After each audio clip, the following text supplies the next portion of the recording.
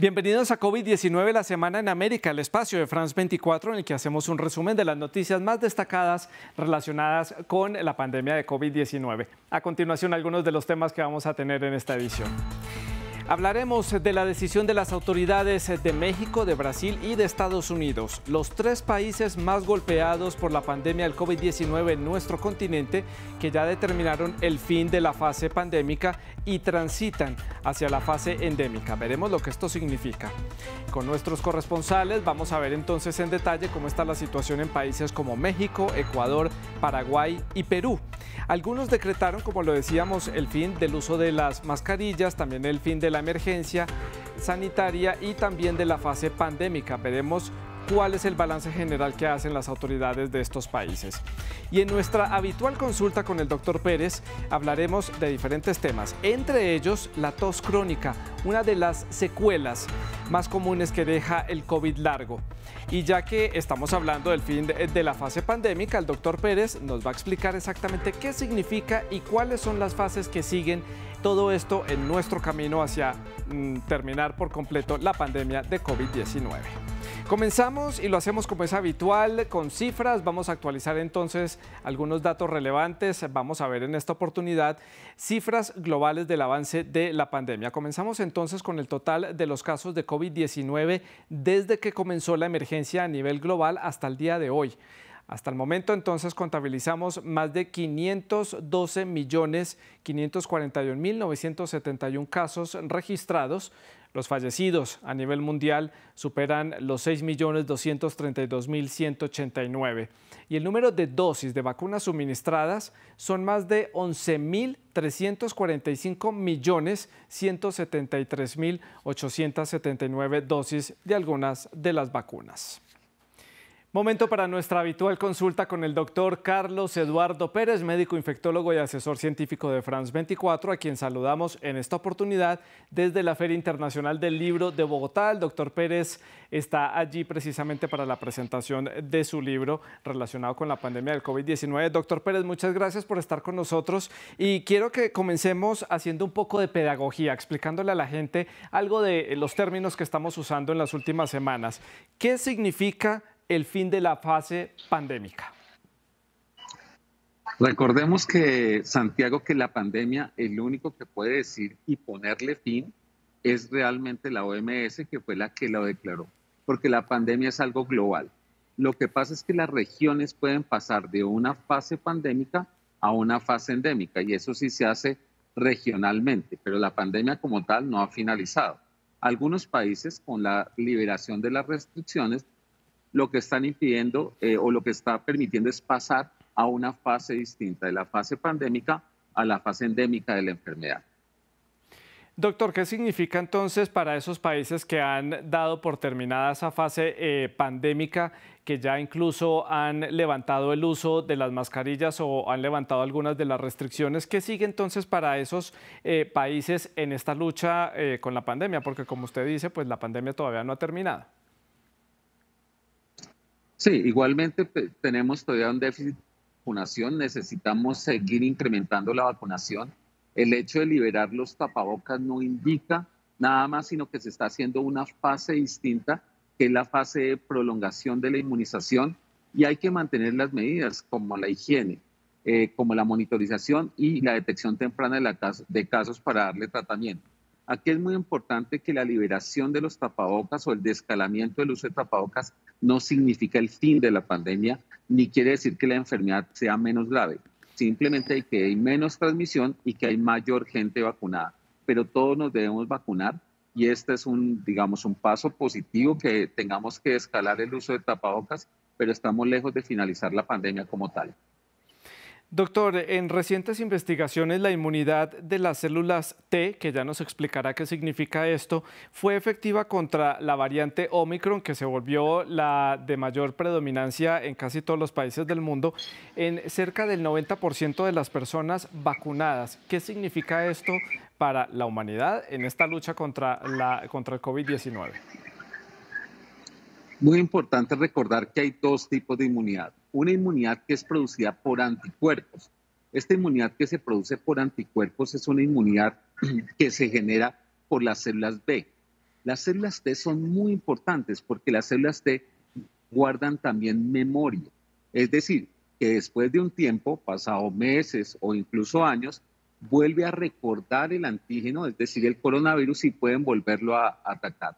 Lo que se encontró es que estas células T que producen este tipo de inmunidad que se llama celular y algunas inmunidades que son de memoria, con la vacunación son capaces de neutralizar también este tipo Omicron.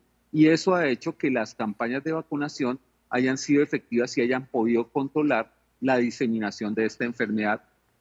Y en países donde hay baja tasa de vacunación o las personas no vacunadas, pues van a ser susceptibles. Pero las personas que ya estamos vacunadas tenemos las dos inmunidades, tanto la inmunidad humoral con anticuerpos como esta que es muy importante, que es la celular que perdura más en el tiempo. Doctor, paso a preguntarle ahora por nuestra pequeña sección del COVID largo y aquí dejo un poco mi papel de periodista y le cuento un poco mi caso personal. Hace 2 meses padecí COVID-19 y ahora padezco tos crónica como consecuencia de haber tenido el coronavirus. ¿Qué estudios hay en torno a lo que genera esto en la parte de pulmones o de la faringe o de las cuerdas vocales que genera esta tos crónica que muchas personas están padeciendo? Es incluso una de las secuelas de mayor cantidad de casos en pacientes que han tenido COVID-19. Sí, Santiago, recordemos que lo que hemos hablado en estas semanas es que el COVID prolongado, el COVID largo, afecta a todos los órganos que se han inflamado, corazón, cerebro, riñón, pulmón, incluso el sistema genitourinario. Pero obviamente el pulmón es el más significativo porque este es un virus respiratorio. Hemos encontrado diferentes problemas en las personas con el COVID. Hay una cosa que se llama tos residual posinflamatoria.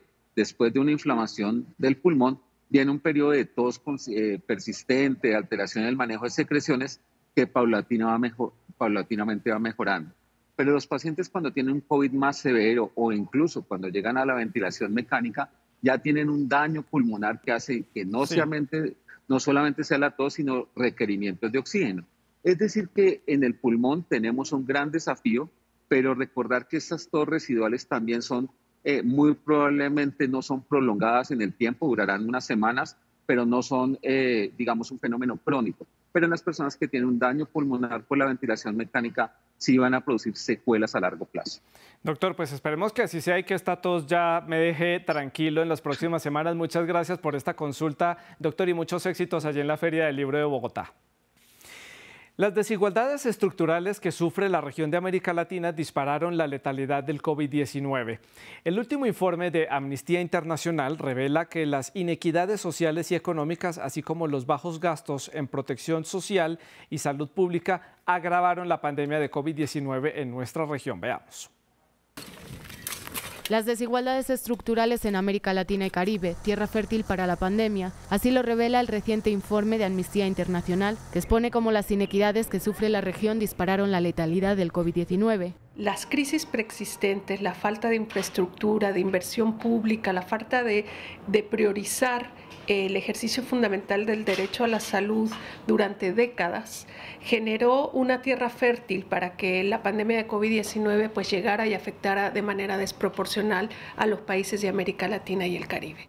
La región latinoamericana, con el 28% de los fallecimientos mundiales, se convirtió en el epicentro de la enfermedad. Según el reporte que analizó los datos de 17 países, el bajo gasto público en protección social y sanidad pública por parte de los estados incrementaron estas cifras e impactaron directamente las economías y vidas de los grupos poblacionales más vulnerables, siendo las mujeres y los menores uno de los más golpeados. Con el incremento de 16 millones de personas en pobreza extrema, 44 millones de personas padeciendo inseguridad alimentaria, 21 millones de ellos con inseguridad alimentaria severa y el 30% de la población sin acceso a salud pública. Este análisis desde la perspectiva de derechos humanos permite concluir que la desigualdad socioeconómica de la región no es meramente una consecuencia no deseada, sino el resultado concreto de acciones discriminatorias e inequitativas, además de omisiones de los gobiernos de la región. Una alarma que también expuso recientemente la CEPAL, señalando que el desigual reparto de la riqueza conspira contra la recuperación y contra el desarrollo de la región. Por ello, los organismos de derechos instan a los gobiernos a tomar medidas efectivas y una mayor inversión del gasto público para paliar estas injusticias.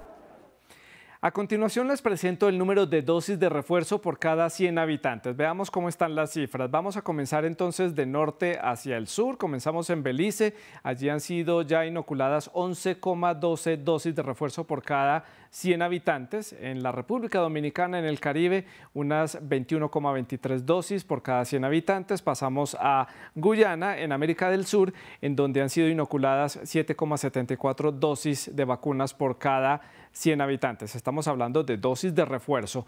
En Surinam, las dosis alcanzan ya las 8,18 por cada 100 habitantes y vamos a finalizar en Argentina, en donde han sido suministradas 45,11 dosis de refuerzo por cada 100 habitantes.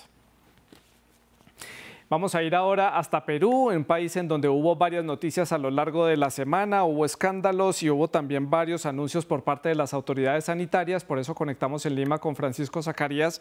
Francisco, gracias por acompañarnos y comencemos con ese escándalo en cuanto a la cuarta dosis de vacunación, porque el Colegio Médico de Perú denunció que el personal médico recibió más dosis de lo normal y esto desencadenó problemas de salud precisamente en los médicos.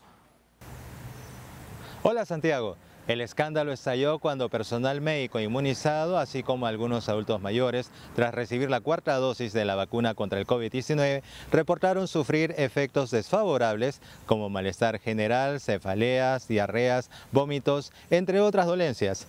¿Pero qué fue lo que ocurrió? Según las denuncias, el Ministerio de Salud de este país les aplicó el doble del refuerzo de la vacuna Moderna. Los médicos denuncian que en lugar de inocularles 50 microgramos de la dosis, les inyectaron 100 microgramos, que produjo más reacciones adversas a lo normal. El Ministerio de Salud, mediante un confuso comunicado, afirmó que no hubo ningún error y que todo está dentro de los protocolos establecidos. Pero el Colegio Médico de Perú señala que las recomendaciones de la FDA, que es la Agencia de Alimentos y Medicamentos de los Estados Unidos, indica que para la cuarta dosis solo se debe utilizar 50 microgramos del producto. El Colegio Médico acusó que fueron sorprendidos por las autoridades sanitarias porque las dosis que se aplicaron no eran lo que ellos pensaban. La Defensoría del Pueblo, por su parte, reveló que 1.500 médicos vacunados reportaron efectos adversos.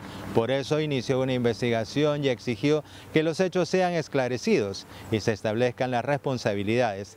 Este escándalo ha provocado una caída en el avance de la vacunación, según algunos expertos, quienes exigen al Ministerio de Salud admitir que hubo un error y aclarar la situación para recuperar la confianza de la población, entre quienes también se encuentran el personal de salud. Francisco, han levantado algunas de las restricciones allí en Perú. La más reciente tiene que ver con los niños de hasta 5 años que van a poder ingresar a estadios y coliseos si tienen las 2 dosis de la vacuna, que es como el protocolo completo de la vacunación básica. ¿Qué más dicen las autoridades? Dentro de las nuevas disposiciones que establecen las autoridades de este país, los niños mayores de 5 años ya pueden ingresar a los coliseos y estadios solo si presentan su carnet de vacunación que acredite haber recibido en territorio peruano o en el extranjero la primera y segunda dosis de la vacuna contra el COVID-19. Esto les devuelve a los menores la libertad para acceder a los partidos de fútbol y demás espectáculos de sano esparcimiento. El gobierno atendió las recomendaciones de los expertos que reportaron casos de trastorno de conducta de menores durante la pandemia. Los especialistas advirtieron que el aislamiento habría acentuado conductas negativas en niños y adolescentes. El estudio les permitió detectar que 1 de cada 3 niñas, niños y adolescentes estaría en riesgo de sufrir el problema de salud mental. Es por eso que la nueva disposición también incluye a menores hasta los 17 años. La norma aclara que solo para los lugares cerrados, como cines y centros comerciales, es obligatorio el uso de una mascarilla KN95 o una mascarilla quirúrgica de 3 pliegues y encima de esta un tapabocas de tela. Francisco, y seguimos hablando de anuncios porque el Ministerio de Salud decretó alerta epidemiológica en diferentes regiones del país por brotes de influenza H3N2 y también por el incremento de casos de dengue y de malaria. ¿Cómo está la situación? Las autoridades peruanas lanzaron la alerta epidemiológica de la influenza AH3N2 Desde finales de 2021 hasta el 15 de abril, el Instituto Nacional de Salud registró 169 contagiados con el virus. 38% de casos se encuentran en la región Ayacucho. Le sigue la región Piura con 31%, mientras que en Lima se halló 22 casos en una escuela del Ejército, donde falleció un cadete de primer año. La influenza AH3N2 es una infección viral que ataca la nariz, garganta, los bronquios y eventualmente los pulmones. Los grupos más vulnerables a sufrir complicaciones son embarazadas, menores de 59 meses, ancianos y pacientes con enfermedades crónicas. En Perú, como todo su sistema sanitario ha estado enfocado a atender la pandemia del COVID-19, ha habido un descuido de otras enfermedades ajenas al coronavirus. El Centro Nacional de Epidemiología, Prevención y Control de Enfermedades alertó que los casos de dengue hasta fines de marzo de este año se incrementaron a más del 50% de lo registrado en el 2021. La malaria se extiende hasta inicios de abril al 35% del total contabilizado el año pasado, mientras que los contagiados por la enfermedad de manos, pies y bocas se incrementaron en más del 40% en solo 2 semanas. Diversos expertos recomiendan al gobierno de Pedro Castillo no descuidar las afecciones crónicas como diabetes, cáncer y VIH, además de dotarles de mayor presupuesto al sector para la prevención, diagnóstico, tratamiento y control de enfermedades. Francisco, muchas gracias por este completo informe desde la ciudad de Lima. Vamos a cambiar de tema porque los 3 países más golpeados por el COVID-19 en nuestro continente ven hoy la luz al final del túnel. Estados Unidos dijo que estaba fuera de la fase pandémica, México dice que está transitando hacia un estado endémico y Brasil puso fin a la emergencia sanitaria. Pero a pesar de las buenas noticias, las autoridades aclararon que estas medidas no significan que el virus ya se haya ido. Veamos. Estados Unidos, el país más golpeado por el COVID-19 en el mundo, está hoy fuera de la fase pandémica. Así lo aseguró el principal asesor médico de la Casa Blanca, Anthony Fauci, durante una entrevista con PBS NewsHour. No tenemos 900.000 nuevas infecciones por día y decenas y decenas y decenas de miles de hospitalizaciones y miles de muertes. Estamos en un nivel bajo en ese momento, entonces, si decimos estamos fuera de la fase de la pandemia en este país, lo estamos. Esto, según Fauci, significa que ya no hay una infección generalizada que se propaga rápidamente, pero que el virus sigue presente. Justo un día antes, fue su vecino México el que dio por finalizada la atención prioritaria a la pandemia de COVID-19. De acuerdo con los parámetros de la Organización Mundial de la Salud, la situación actual de México con respecto al COVID-19 permite considerar el cierre del ciclo epidémico para transitar al estado endémico de la enfermedad. La medida obedece a una reducción en las hospitalizaciones y los contagios por el virus, además de una alta tasa de vacunación. Brasil, que fue el epicentro de la pandemia en América Latina, anunció a mediados de abril el fin de la emergencia sanitaria. Gracias a la mejora del escenario epidemiológico, a la amplia cobertura de la vacunación y a la capacidad de asistencia de salud, tenemos hoy condiciones de anunciar el fin de la emergencia de salud pública de importancia nacional. Esta medida, sin embargo, no significa el fin del COVID-19. Continuaremos conviviendo con él. Continuaremos a conviver con el virus. El estado de emergencia había permitido tomar medidas excepcionales en un país cuyo gobierno ha sido fuertemente cuestionado por el manejo de la crisis sanitaria. Con una significativa disminución en el número de muertes y casos positivos, otros países del continente se mueven a flexibilizar aún más las medidas sanitarias. Colombia, por ejemplo, dirá adiós al uso de la mascarilla en espacios cerrados a partir del 1 de mayo. Pasamos ahora hasta Ecuador para ver cuáles son las novedades a lo largo de esta semana en ese país suramericano. Gustavo Ortega, nuestro corresponsal France 24 en la ciudad de Quito, nos cuenta cómo va allí la situación. Gustavo, buenas tardes, gracias por acompañarnos. Y fue levantada allí la medida del uso de la mascarilla. ¿A partir de cuándo y cuáles son las restricciones que siguen allí impuestas por el gobierno? Hola, ¿qué tal? Un saludo. Efectivamente, el gobierno ecuatoriano anunció que ya no será obligatorio el uso de las mascarillas en espacios abiertos y cerrados inclusive. Los ecuatorianos vuelven a verse las caras sin mascarillas luego de 26 meses de pandemia en el país andino. Los ciudadanos podrán guardársela en sus bolsillos y retomar la normalidad, como exhortó el presidente ecuatoriano Guillermo Lasso. Se levantaron más de 200 restricciones sanitarias, aseguró el primer mandatario. Ante el más reciente informe epidemiológico que da cuenta de una positividad del 5% en el país, según cifras oficiales. El Ejecutivo asegura que le ha ganado la batalla al COVID-19 luego de un plan de vacunación que le ha costado $1.000 millones al país, con vacunas mayormente provenientes de China, los Estados Unidos, Canadá y Chile, aseguró el gobierno nacional. 87% de la población de más de 3 años ha sido vacunada con una dosis y el 83% cuenta con 2 dosis, mientras que el 35% de las personas ya poseen las dosis de refuerzo y se avanza con las cuartas dosis. Según cifras oficiales, Ecuador mantiene los mejores indicadores sanitarios de la región y 1 de cada 10 camas de hospitalización atienden pacientes de COVID-19. Gustavo, según las autoridades ecuatorianas, algunas regiones de este país ya estarían totalmente libres de COVID-19. ¿Qué más dicen? Sí, la pandemia ha generado 2,7 millones de personas fallecidas en América Latina, según el anuncio del gobierno nacional. Y en Ecuador la reducción del índice de letalidad se mantiene en 0,09% con relación al año pasado. Las últimas 4 semanas los índices de positividad se mantienen a la baja, mientras que la demanda de camas de hospitalización y cuidados intensivos se reduce constantemente, según el Ejecutivo Nacional. Ecuador se encuentra en una fase de transición a indicadores endémicos y por ello exhortó a no relajarse y continuar con la vacunación. En la última semana de pandemia se contabilizan 1.073 personas confirmadas con COVID-19, una reducción de contagios en comparación a la semana 3 de la pandemia, donde se contabilizaron 52.000 casos, según la titular de Salud. Ecuador se mantiene por cuarta semana con un índice de positividad del 5% en el país. Hasta la fecha existen 85 personas hospitalizadas y 28 en unidades de cuidados intensivos, según datos oficiales. En la mayoría de las provincias no hay muertes por COVID-19 y el sistema de salud vuelve a la normalidad en este país.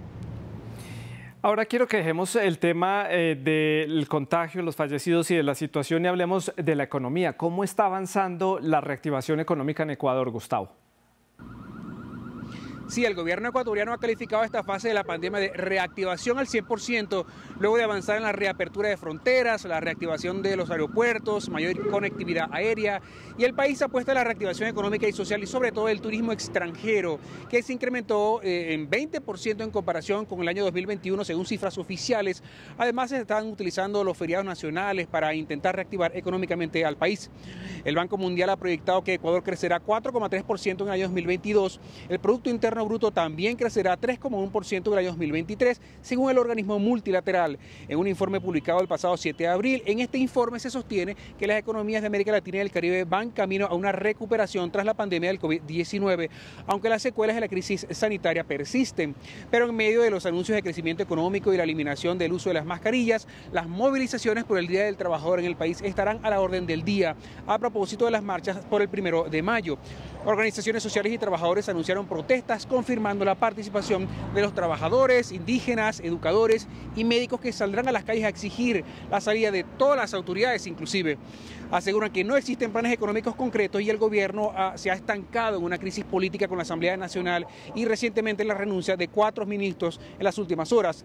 Se activará un plan de seguridad para las movilizaciones del 1 de mayo, a pocos días de cumplirse el primer año de la administración del presidente Guillermo Lasso. Gustavo, muchas gracias por este completo informe desde la ciudad de Quito, la capital ecuatoriana. Según un estudio realizado por la organización A World in Data, la desigualdad a la hora de distribuir las vacunas a nivel mundial sigue siendo alarmante. Esto ha dificultado, obviamente, superar la crisis sanitaria a nivel mundial. La desigualdad en el acceso a las vacunas contra el COVID-19 y la disminución de pruebas para detectar el virus han afectado los servicios de inmunización rutinaria en muchos países africanos. Esto hace que cada vez estemos más ciegos a los patrones de transmisión y evolución, pero este virus no va a desaparecer solo porque los países dejen de buscarlo. Sigue propagándose, sigue cambiando y sigue matando. Debido a la interrupción en la vacunación, algunos países de la región registraron entre enero y marzo de este año cerca de 17.500 casos de sarampión, una enfermedad muy infecciosa y en algunos casos mortal, lo que supone un aumento del 400% respecto al mismo periodo del año pasado. Por otro lado, 24 países declararon brotes de una variante de polio durante 2021, una cifra que multiplica por 4 el número de países que lo hicieron en 2020. Además, al menos 13 naciones africanas registraron nuevos brotes de fiebre amarilla en 2021, por encima de las 9 de 2020 y las 3 de 2019.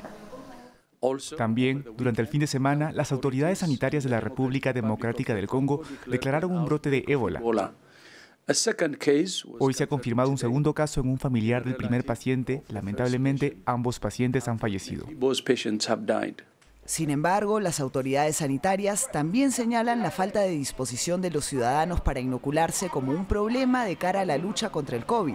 En efecto, consideran que los países deben mejorar sus técnicas para incitar a la población a hacerlo. We have seen and we are seeing that after more than 2 years hemos visto que después de más de 2 años existe cansancio por la pandemia y la vacunación, y por eso las autoridades deben estudiar cómo reforzar los programas de vacunación.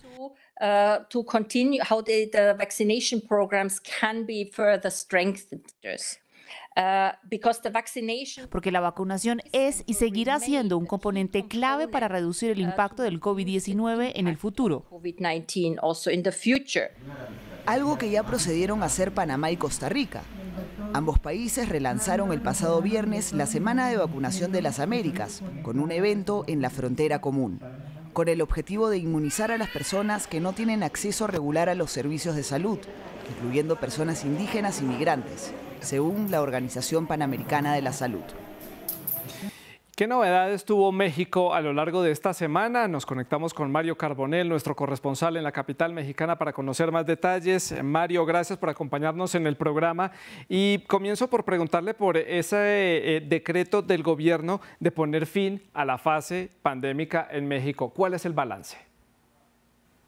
Así es, se ha declarado ya el fin de este ciclo epidémico y en el balance que hacen las propias autoridades consideran que ha habido un manejo positivo, un buen manejo de la epidemia, puesto que al inicio se declaró esta jornada de sana distancia, que es el distanciamiento social, que les permitió ganar tiempo para reconvertir hospitales, para habilitar unidades COVID y para prolongar los tiempos de contagio.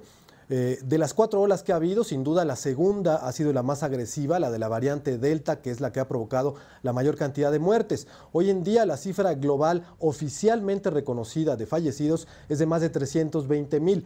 No obstante, pues los cálculos extraoficiales son aún más elevados.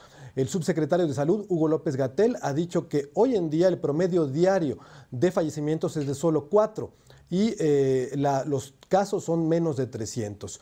La capacidad hospitalaria es de 98% para pacientes COVID, de ahí que se pueda hablar de este tránsito a la fase endémica. Mario, también fue retirado ya el mandato del uso de la mascarilla. ¿Cómo han vivido los mexicanos estos primeros días sin tener que usar la mascarilla cubriendo parte de su cara?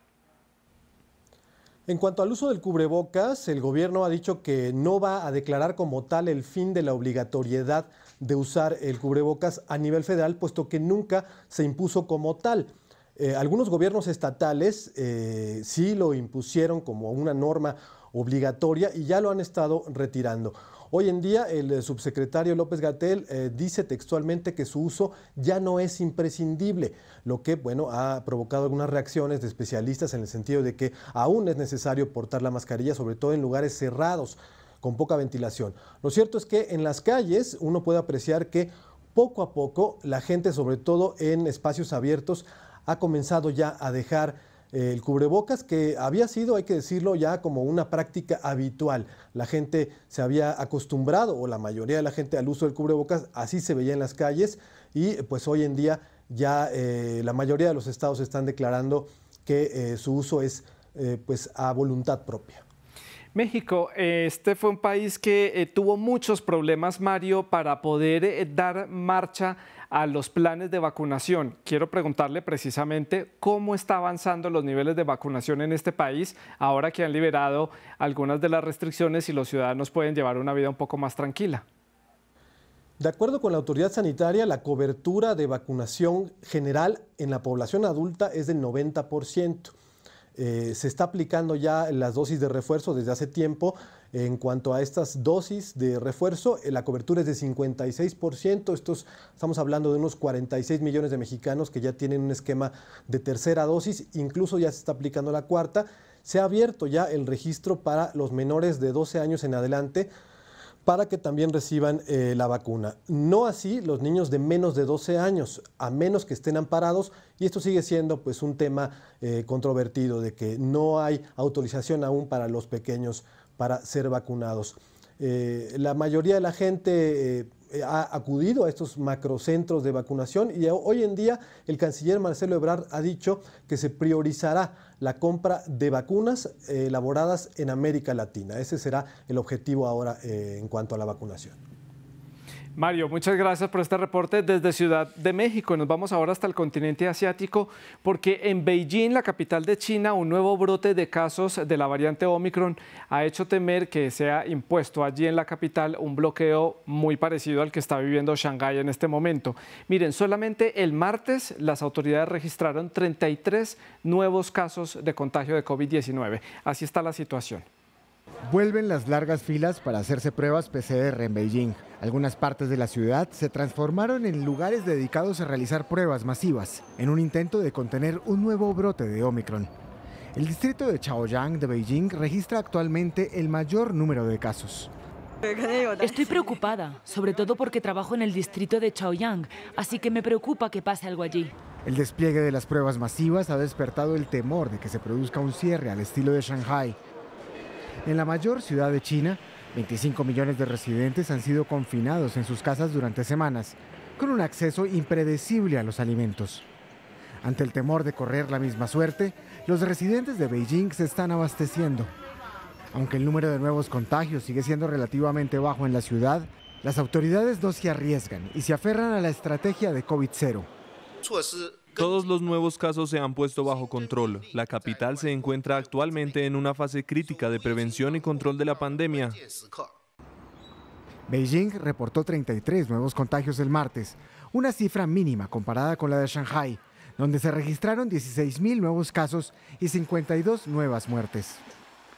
Vamos a volver a nuestro continente, vamos a hablar ahora de Paraguay, vamos a conocer cómo está la situación allí. En Asunción se encuentra nuestro corresponsal Fernando Boxia para darnos más detalles. Fernando, bienvenido al programa. ¿Cuál es el balance que hacen allí las autoridades en Paraguay desde que levantaron el decreto de la emergencia sanitaria? ¿Qué se traduce esto para los paraguayos?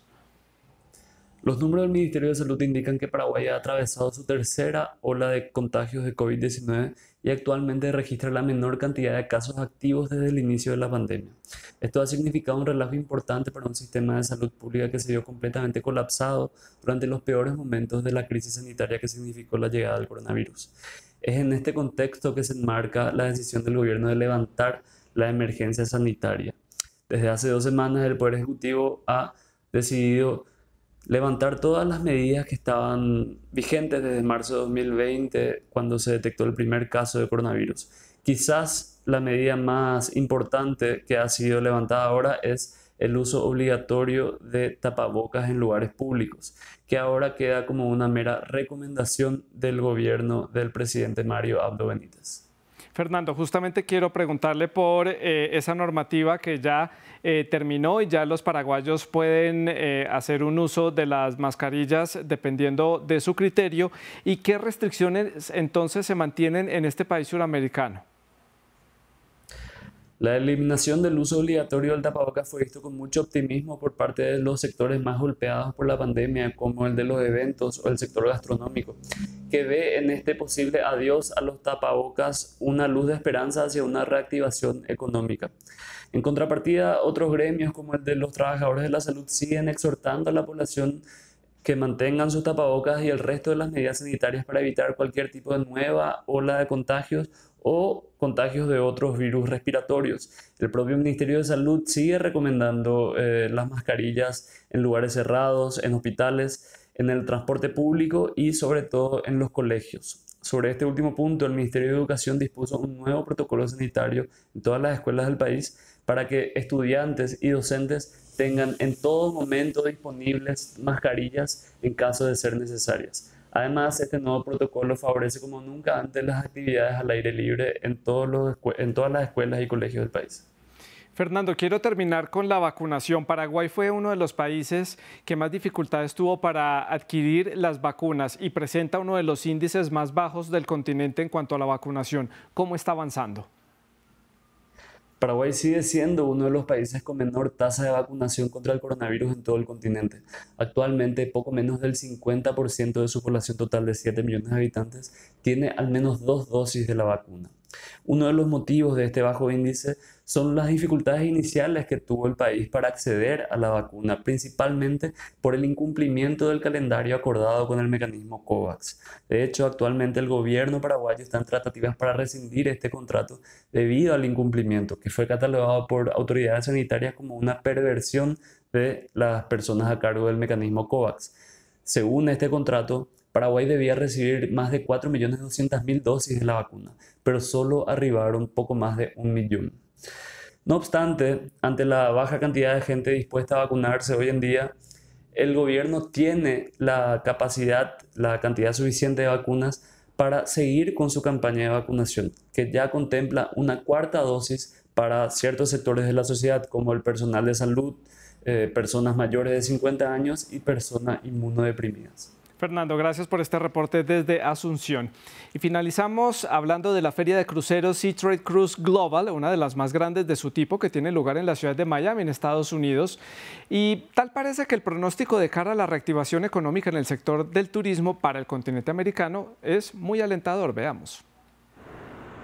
Un futuro extremadamente brillante y ecológico para la industria de cruceros, un sector duramente golpeado por el COVID-19. Así lo pronosticó Kelly Crackhead, presidenta de la Asociación Internacional de Líneas de Cruceros, en la conferencia SeaTrade Cruise Global en Miami Beach. Antes de la pandemia, este sector estaba en auge. Sin embargo, en 2020, el número de pasajeros embarcados en todo el mundo fue de 5,8 millones, un 81% menos que en 2019, algo que causó pérdidas millonarias.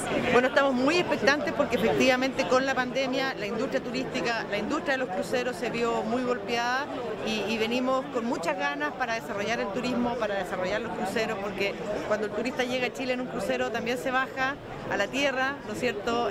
Pernocta ahí algunas veces, consume y por lo tanto el impacto es muy importante.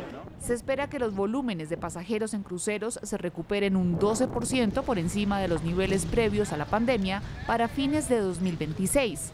En aras de lograrlo, muchas oficinas gubernamentales de promoción turística de países del continente americano están centrando su estrategia en tradiciones culturales, así como en paisajes naturales y abiertos, es decir, lo opuesto al encierro que representó la pandemia.